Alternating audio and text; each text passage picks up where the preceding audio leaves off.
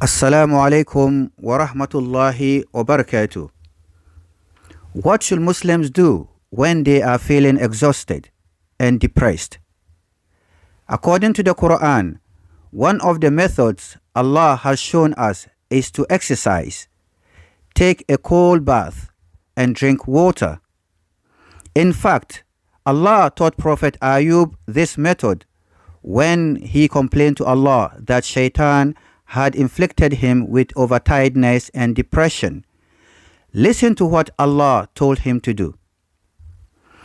Urkud birijlika muqtasilun barid washarab. Stamp your foot. Here is a cold bath and water to drink. This statement, stamp your foot, shows the importance of physical activity and exercise. Regular exercise eliminates toxic materials and removes exhaustion from our bodies.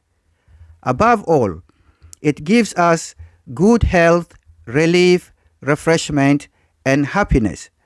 So, whenever you feel overtired, depressed, distressed, miserable, and sad, you should exercise and take a cold bath.